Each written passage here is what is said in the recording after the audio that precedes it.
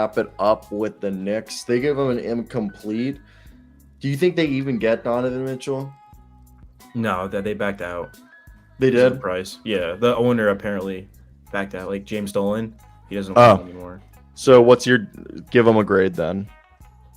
I would give the Knicks probably this. I give them a B Okay. because they get Jalen Brunson, which was their biggest need this offseason. They needed a point guard.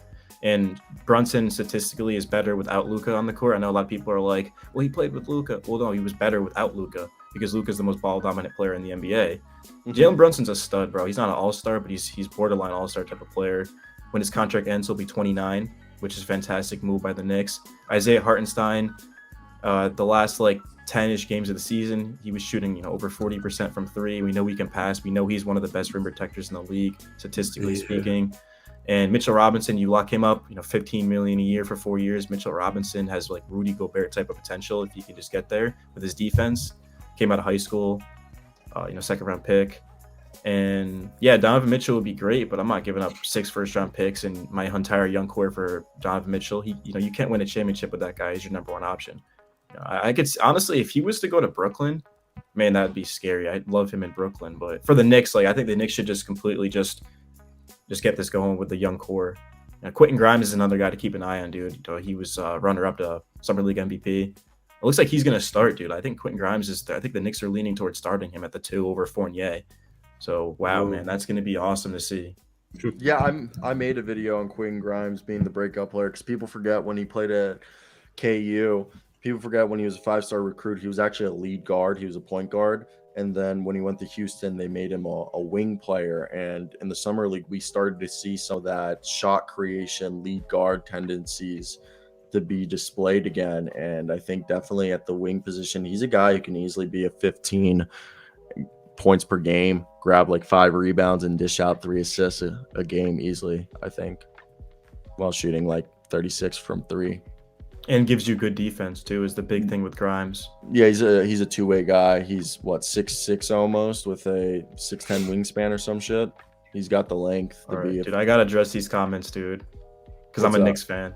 So the Knicks young core won't be great. So if you look at the Knicks in this the last 2 months of the season, they played the best basketball of their season. Why was that? Oh, because they went to Quickly, they went to Obi Toppin, Julius Randle obviously was shut down. So I do think the Knicks young core will be very good. I'm not saying that the Knicks have a couple of all stars, but like I mean, Emmanuel Quickly, there's just something different about him, dude. Like whenever he's on the court, good things happen. Obi Toppin was shooting it was only 5 games when Randall was shut down, but in those 5 games, he shot over 40% from three. And it's just, I really like what the Knicks have going on, dude. I think they'll be a playoff team with or without Mitchell. So, and I then, yeah. I agree. Like, I mean, quickly, I've told Jackson this, went to high school 15 minutes away from me. So I got to see him in person. And I love Emmanuel Quickly. He's a great combo guard. He's a guy, good defender. He's smart. He's a good secondary ball handler. Then Miles McBride, people forget how much of a defensive dog he was at West Virginia. Jericho Sims can jump out the gym, and he's such a lob threat. He's literally like a tight end catching lobs in the red zone, basically. And then you have, honestly, their Obi Toppin was almost a 18-10 guy last year when Julius Randle was out. Then you also have on that team, I think the worst young guy they have is Cam Reddish, which I mean is kind of a good thing because I think Cam Reddish they don't need to play him. They have Grimes in front of him, and honestly, I think Evan Fournier should be their sixth man. You put Grimes in the starting lineup for the defense. Have Evan Fournier come in and be the sixth man to score off the bench. What do you think of that?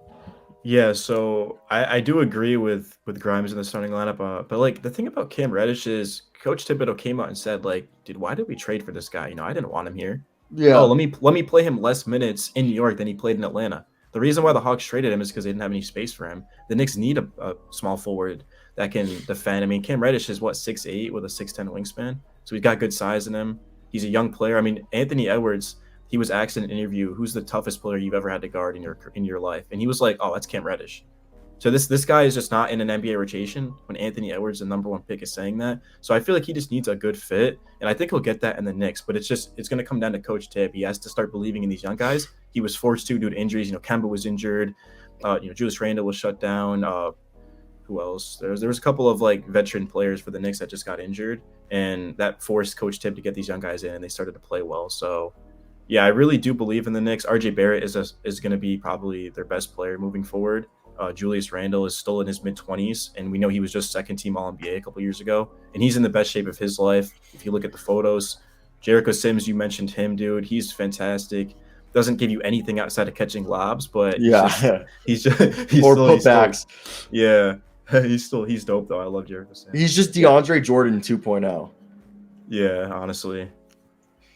I love this team.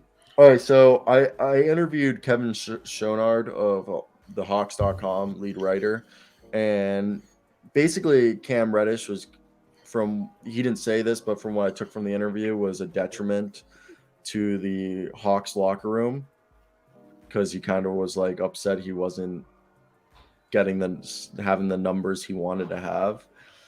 And he was like, as soon as they traded Cam Reddish, the team started playing better. So that kind of says something. I just think Cam Reddish needs to be on like the Detroit Pistons or the Thunder or the Rockets or the Magic, or a team where he can just get a shit ton of playing time. You know, I think Cam Reddish just needs. We want him. We'll take him. I'd take him over Jae'Sean Tate just because of his size. Yep. Yeah, he just needs to go on a rebuilding. Like, why aren't the Pacers trading for him? You know, the Pacers, Cam Reddish could start for them. Like, imagine Tyrese Haliburton, Chris Duarte, Cam Reddish. I guess it would be Miles Turner. Benedict can come off the bench for his rookie. No, I think you have to start Benedict over Reddish. Run Reddish at the 4, okay, and just have Buddy Hield off the bench. Go super long. Then just run him at the 2 and have Buddy off the bench. Reddish, Duarte, Mathurin, Tyrese Haliburton, Turner. You know how fucking that team would kill you in transition. They should just run a 5-guard lineup. No, they should run a 4-guard lineup with IT or IJ as the 5-man. I really like Isaiah Jackson. IJ. Or not Jalen. Yeah, is it Jalen Smith? O'Shea Brissett at the 5. Yeah, they did that. They're not league winner, dude. Fantasy league winner. Dude wanted me a lot of Brissett. money. Yeah, he wanted me like $1,000. That's fucking dope. I'm about to sign up for my fantasy football, and like we're doing $100 buy-in, and dude, be fucking dope to win fan. Like, I'm actually going hard this year in fantasy football. About to be on waiver. I've never played fantasy basketball. Is that fun? Dude, honestly, it's the best, dude, because it just makes you turn on games and like watch, and you just learn so much. I already watch every game, but maybe I do fantasy basketball this year. It's so fun, dude. I have like 2 TVs on always, and I just try to switch if there's multiple. I also have a huge like axe to pick or whatever grind to gear. Is the NBA stop starting games at the same time or staggering them 30 minutes. Start the games at 5, and if you're going to have 5 games, literally start them between 5 to 10 and have the West Coast games start at like 10 and 9 and have the East Coast games start at like 5. Okay, and like they have them spaced out. No, they space them by 30 minutes starting at 6 o'clock or 7 p.m. Okay. Yeah, I got 6, 7, 8. They're like they do them 30 minutes apart. So it's because you don't want. You should do them an hour. You don't want an to be hour in LA apart. at 8:30 on a Monday night going to a basketball game. Fuck them. Make them an hour apart. And then the worst is, you know, like how they switch between Tuesday and Thursday being the off day where they only have 2 or 3 games. Yeah. Why don't they make that fucking like?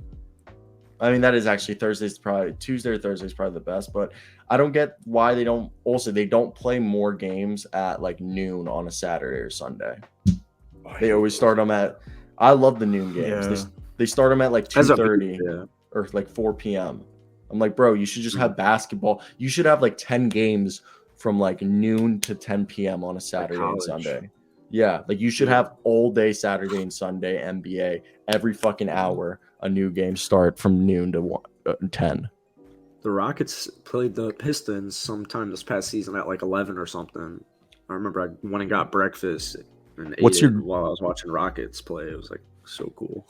What's your grade for the Knicks as we wrap this up? Incomplete. I give them a B. I give them a B. Chat is killing them, man. I love what the Knicks did this offseason. No one in the chat definitely watched the Knicks play basketball. We got some Hawks fans. We got a lot of like, I don't think there's a Knicks fan in the chat. Yeah. So they didn't watch the Knicks.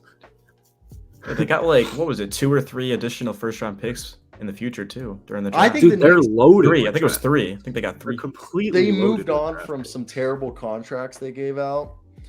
I think they. I don't even know why there's this hype to trade Randall. Randall had a horrible efficiency year, just like RJ, right?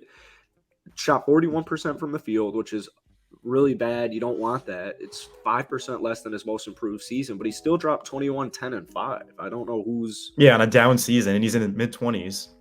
Yeah, and he's on a 20. He's getting only 23 mil this next season. So if we're talking a 24, 10, and 6 player making only 20 something mil a year, and he's not even your number one option, as you're saying, dude, your best option is RJ Barrett moving forward, and then you have Jalen Brunson. And if you don't think Jalen Brunson is good, I would recommend to watch him without Luka, because he can get that job done. What was his average without Luka? 21 and 7. Oh yeah, it was like 22 and 7.